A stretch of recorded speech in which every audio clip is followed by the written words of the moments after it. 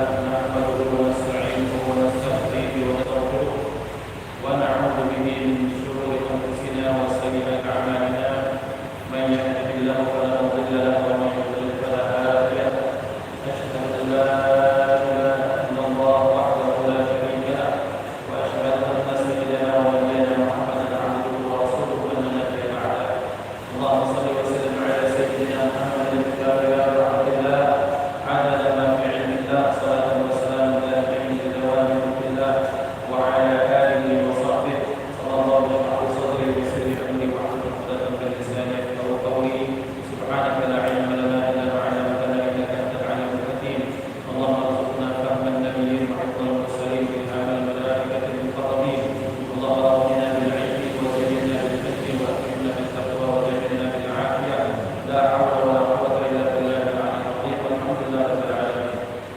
نوينا التعلم والتعليم والتذكر والتذكير والنفع والانتفاع والفائدة والاستفادة والحث على التمسك بكتاب الله تعالى وسنة رسوله والدعاء إلى الهدى والدلالة على الخير والاتباع والإذلال والمرضات وقربه والتوكل سبحانه وتعالى الفاتحة على حضرة النبي المصطفى محمد صلى الله عليه وسلم وأزواجه وذريته وأهل بيته ومن شيخنا وأساتذتنا ومعلمنا ووالدنا وأولادنا وخصوصا مالك هذا الكتاب وشافع رسول المؤمنين شيخ لله له الفاتحة أعوذ بالله من الشيطان الرجيم بسم الله الرحمن الرحيم الحمد لله رب العالمين الرحمن الرحيم مالك يوم الدين إياك نعبد وإياك نستعين اهدنا الصراط المستقيم صراط الذين أنعمت عليهم غير المغضوب عليهم ولا الضالين آمين إخوة الإيمان بالله الله سبحانه وتعالى alhamdulillah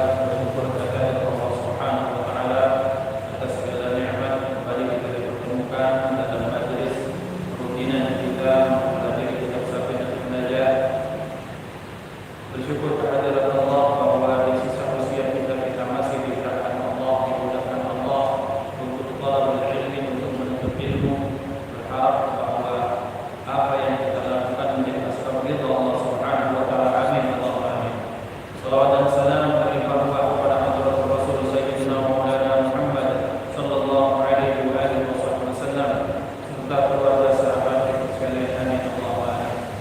Kepada Allah Subhanahu wa taala, insyaallah kita akan melanjutkan pembahasan kita masih dalam bab man taqadha wudu'uhu harama alaihi arba'atu asya', bahwa kita mempelajari satu pasal tentang siapa saja yang batal wudunya maka haram atas orang tersebut empat perkara. Maka dinyatakan ahaduha as-salatu, kemarin kita sudah bahas, wa thaniha minggu yang lalu kita juga sudah bahas. Berikutnya wa thalithuha, yang ketiga dari empat perkara apa? Wa thalithuha qala al-muallif rahimahullah ta'ala wa nafa'ana bi ulumihi. Wa thalithuha, dan yang ketiga dari empat perkara yang diharamkan Allah ketika kita dalam kondisi batal wudu kita apa? Masul mushafi, memegang mushaf. Apa maknanya dijelaskan oleh yang mensyarahkan kitab ini? Wa huwa kullu ma kutiba alaihi Qur'an li dirasatin walau 'amudan aw lawhan aw jildan aw qirtasan. Apa yang disebut dengan mushaf itu yaitu segala sesuatu yang dituliskan di atasnya Al-Quran li dirasatin, tujuannya untuk belajar, walau 'amudan, walau itu yang ditulis itu berupa amud, yaitu qiyam, aw lawhan atau lawh atau papan yang pipih atau batu yang pipih, aw jildan atau kulit, artinya kulit hewan yang telah bersama, aw qirtasan atau kertas, artinya bahwa masuk dalam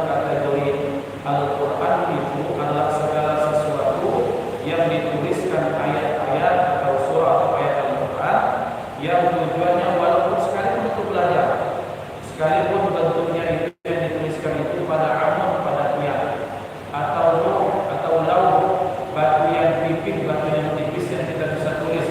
Karena seperti zaman dahulu banyak sekali batu-batu PP yang kemudian dipakai orang untuk menuliskan sesuatu.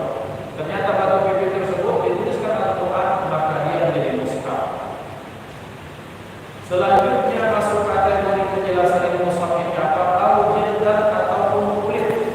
Karena zaman dahulu belum ditemukan pabrik kertas atau teknologi kertas secara modern, maka zaman dahulu orang-orang menyaman kulit kambing, kulit onta, kulit kerbau, kulit sapi, kulit kijang, kulit apapun, maka hewan tersebut disembelih, kemudian disamak kulitnya, dipisahkan dengan daging, maka itu sudah menjadi suci. Maka kemudian ketika dia sudah sempurna, bisa ditulis, maka dituliskan atasnya Al-Quran, maka dia bisa disebut sebagai mushaf. Al-Qur'an ataupun kertas, artinya kertas itu sudah kita temukan teknologi yang modern. Seperti zaman dahulu misalnya kalau orang-orang Mesir menulisnya di atas yang kita kenal dengan papirus, kertas papirus, kertas yang dibikin dari khusus tanaman dari Mesir, dipipihkan kemudian menjadi kertas, itu bisa disebut sebagai mushaf. Maka kemudian dijelaskan oleh mu'allif hadal kitab wa kharaja bi dzalika at-tamimah, dan keluar dari kata mushaf itu at-tamimah. Apa tamimah? Tamimah itu jamaknya tamaim. Apa tamaim? Wa hiya tamimah itu dari dia yaitu ma yaktubu fiha atau ma yuktabu fiha syai'un min al-Qur'ani litabarruki wa tu'allaqu 'ala ra'si madha. Apa tamimah? Tamimah itu sesuatu yang dituliskan di atasnya syai'un min al-Qur'an, sebagian daripada ayat Al-Qur'an. Kemudian ditabarruki, tujuannya untuk bertabarruk ala Al-Qur'an. Wa tu'allaqu 'ala ra'si, kemudian dia diikatkan di atas kepala atau di leher misalnya, itu tamimah. Dalam bahasa kita jimat tamimah. Jadi berdasarkan Allah di dalam Islam, maka jimat itu maka masih ada pembolehan dari sisi syaratnya. Yang penting yang ditulis adalah sesuatu yang diperbolehkan, yaitu syai'un minal Qur'an. Kemudian yang memakainya menjaga adat-adat terhadap Al-Quran, yang menulisnya juga dalam kondisi suci, kemudian niatnya untuk mengagungkan Al-Quran, maka itu masih diperbolehkan menurut sebagian besar ulama. Jadi tidak serta-merta semua tamimah atau tamimah itu diharamkan Allah Subhanahu wa taala. Tujuan untuk bertabarruk kepada yang kita tuliskan adalah syai'un minal Qur'an, sebagian besar atau sebagian kecil daripada Al-Quran, maka itu diperbolehkan. Yang penting kita tahu ilmunya. Maka bagaimana tamimah tersebut? Fala yaqum massuha wala amduha mala tusamma mushafan qurra. Maka memegang tamimah ini, walaupun sekalipun kita sudah batal wudu, fala yaqum massuha, maka tidak diharamkan memegangnya, menyentuhnya, wala amduha, juga tidak diharamkan kita membawanya. Mala tusamma mushafan qurra, selama tamimah itu secara adat istiadat kita tidak sebut dia sebagai mushaf. Artinya kita tahu bahwa mushaf itu misalnya ada syai'un minal Qur'an yang kita ditulis, ada kertas yang banyak, kemudian dituliskan ayat Al-Quran berhubungan dengan Al-Fatihah sampai Al-Baqarah, atau kita terus dari Al-Quran sampai selesai, maka itu yang dituliskan dalam Al-Quran, maka itu namanya mushaf. Secara urfi atau secara adat atau kebiasaan. Fa idza kutibal Qur'an kulluhu la yuqalu lahu tamimatan. Maka apabila dituliskan semuanya Al-Quran semuanya, maka dia tidak bisa disebut sebagai tamimah. Walau sawra, walaupun bentuknya kecil. Wa in qasada dzalika, sekalipun tujuannya adalah bertabarruk.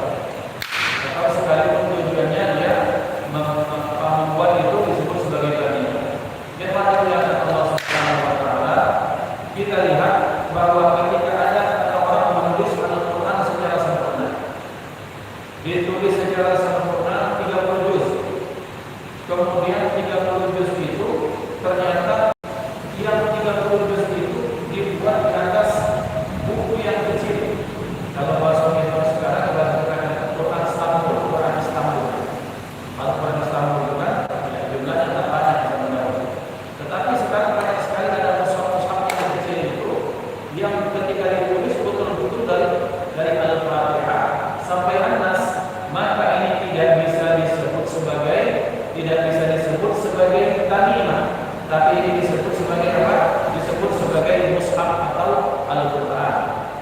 Sekalipun ternyata orang-orang tersebut kemudian menyengajanya menulisnya itu adalah untuk tabarruk, kata bisa disebut tabarruk. Kalau sudah dituliskan semuanya, maka sudah tidak bisa disebut sebagai tamimah, tapi dia adalah mushaf yang sempurna, yaitu Al-Quran. Sekalipun pakai mushaf, sekalipun bentuknya kecil,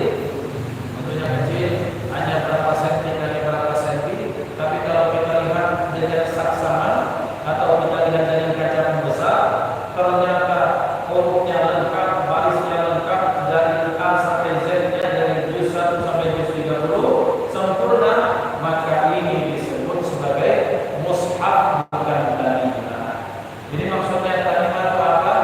Syai'un minal Qur'an, sedikit daripada Al-Quran, apakah ayat, apakah surat yang pendek dituliskan tujuan untuk tabarruk, kemudian diikatkan di kepala atau diikatkan di mana, di leher, atau diikatkan di tempat-tempat yang di tempat tersebut masih terjaga kehormatan Al-Quran, tujuannya tabarruk, maka itu namanya tamimah, jamaknya tamaim.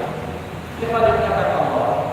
Kemudian bagaimana sabda Rasulullah sallallahu alaihi wasallam, inna tamaima wa tiwala syirkun, bahwa barang siapa yang membuat tamimah, orang yang membuat jimat, orang yang membuat barang-barang yang tujuannya adalah untuk ini dan itu, maka itu syirkun. Kita lihat bahwa konteks hadis ini menjelaskan tentang tamimah, kebiasaan orang Arab jahiliyah. Maka saran kami kepada orang-orang yang gampang menyalahkan, mensyirikkan, maka zaman dahulu para ulama sudah membahas ini, bahwa tujuan mereka adalah untuk tabarruk. Maka yang membuat tamimah itu adalah orang-orang yang ketika menulisnya dia menjaga wudu, menghadap kiblat, menulisnya sambil berzikir kepada Allah. Kemudian bagi yang memakainya juga adalah untuk tabarrukan, adalah untuk ngalah barokah, bukan menuhankan barang tersebut. Kemudian selanjutnya dia juga memegangnya dalam kondisi berwudu.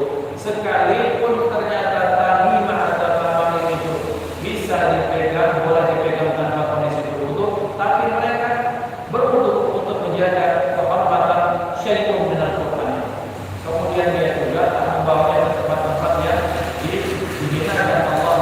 Maka itu intinya adalah bahwa ini merupakan satu bab yang memang para ulama sudah membahas di dalamnya.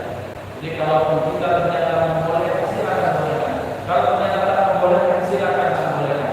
Tapi jangan menyalahkan para ulama yang membolehkan, karena mereka berfatwa pun berdasarkan ilmu, tidak dengan hawa nafsu dan keterbatasan ilmu. Jadi tentunya bab ini sudah dikaji oleh ulama itu ratusan tahun yang lalu. Maka apabila ternyata yang dituliskan itu adalah Al-Quran semuanya, maka tidak bisa itu disebut sebagai tamimah. Disebut sebagai apa? Disebut sebagai Quran. Walau sawra sekalipun bentuknya kecil. Jadi kan ada orang bilang, wah ini Quran selalu berbentuk jimat. Quran kecil ya Quran kecil, bedanya saja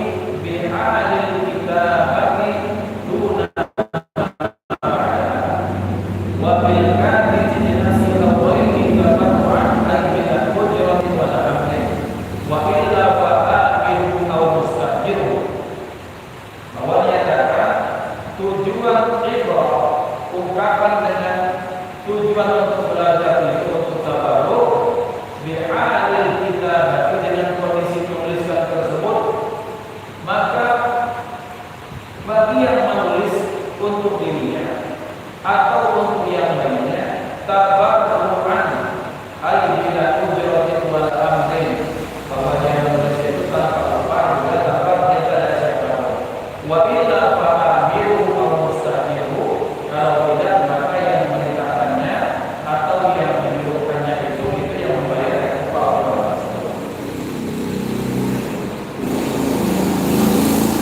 Orang Nawawi berkata Imam Nawawi fit Tibyan dalam kitab At-Tibyan fi ada hamalat al-Quran wa sawa'un masul nafsil mushafi al-maktubi aw al-habashi aw al-jildi wa yaqru masul qariqati wal ghilafi wa sunduqi idza kana fihi al-mushaf.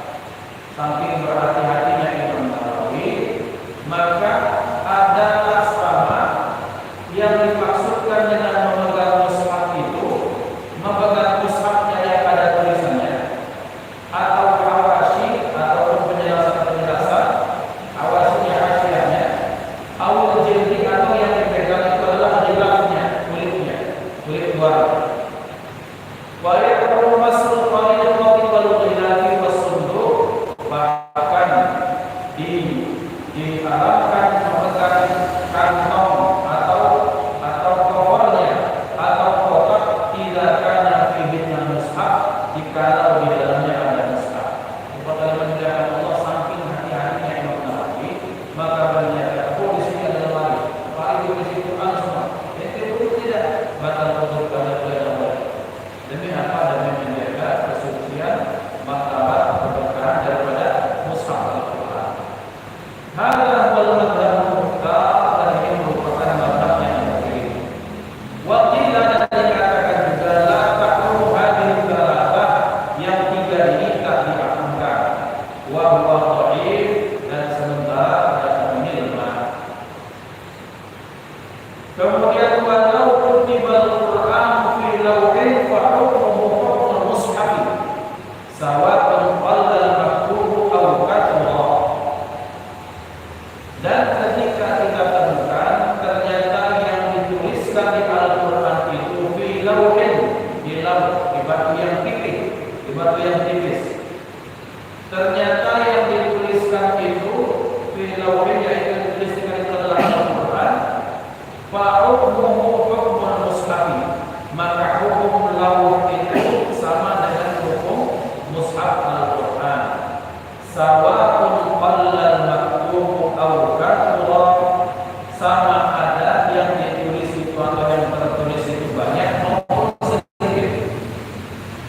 Maksudnya bagaimana? Maksudnya adalah kalau kita temukan, karena menemukan dulu teknologi hitam atau buku tipis atau buku tulis atau buku yang bisa kita tulis, maka zaman dahulu orang-orang menuliskan itu di atas batu yang tipis.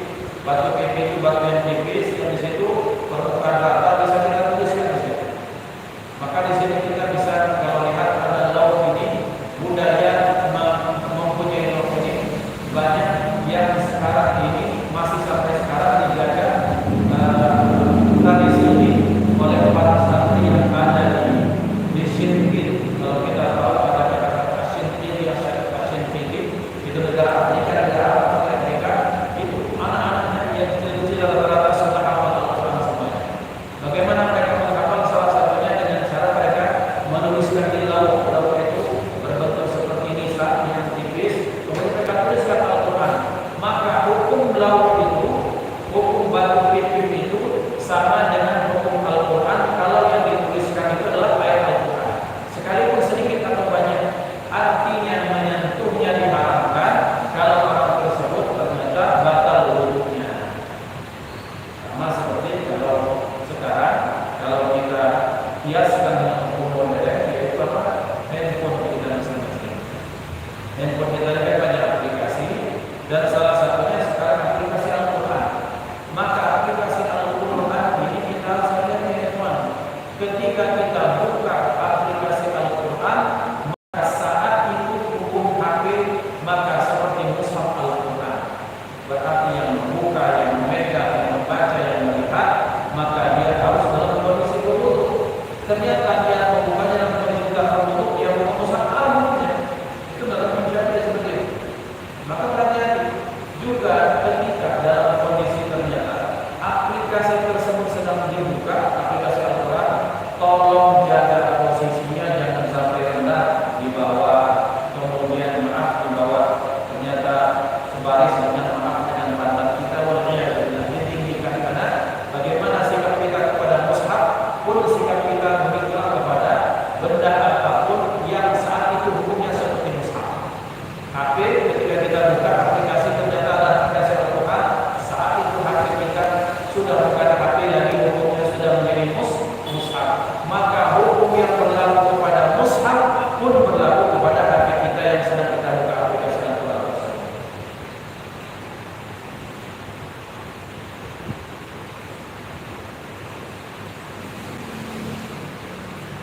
Apa penjelasannya? Hatta law kana ba'du ayatin kutiba lidirasati haruma. Sekalipun ternyata yang ditulis itu sebagian ayat yang ditulis tujuannya untuk belajar, tapi ternyata dia batal wudu, maka haruma hukumnya wa qala ayat dan berkata juga dia wa fil mushafi salatul watin. Dan terhadap kata mushaf ini ada 3 cara membaca. Dhammul mimi wa fathuha wa kasruha. Didhammahkan mimnya. Mushaf itu kan ada huruf mim. Mushaf ada mim.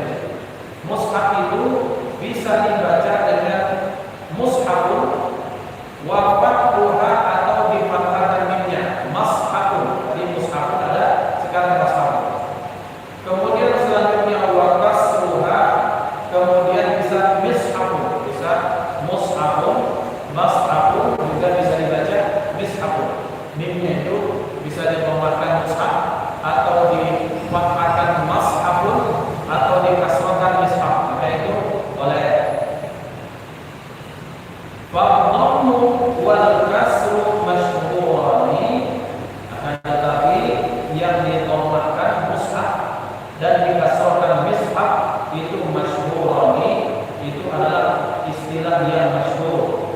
Jadi kalau didhammahkan maupun dikasrahkan itu masyhur, artinya dikenal di negara Arab. Kalau biasanya baca apa? Baca mushaf. Baca apa? Baca mishaf biasa. Baca apa? Baca mashaf ya. Sekalipun boleh. Jadi dibaca mashaf hukumnya boleh, tetapi itu kurang masyhur pembacaannya.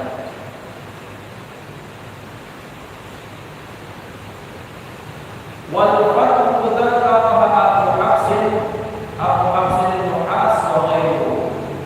Dan yang membacanya mashaf itu siapa? Yang berpendapat Abu Hafsin Nuhas dan yang lainnya. Qala Syekh Al-Razi wa dhahirun anna massahu min al-ma'al hadathi laysa kabiratan bi khilaf as-salati wa nahwiha kat-tawafi wa sajadatai tilawati wa syukri fa innaha kabiratun.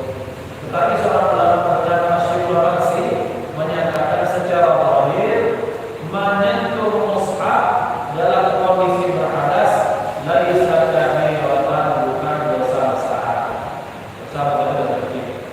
Beda kata beliau, bi khilaf as-salat, beda dalam kondisi orang yang salat, wa nahwiha atau yang lainnya, kat tawafi seperti tawaf, wa sajdatay tilawati dan 2 sujud tilawat, wa syukri dan sujud syukur, fa innaha kabiratun, maka itu besar.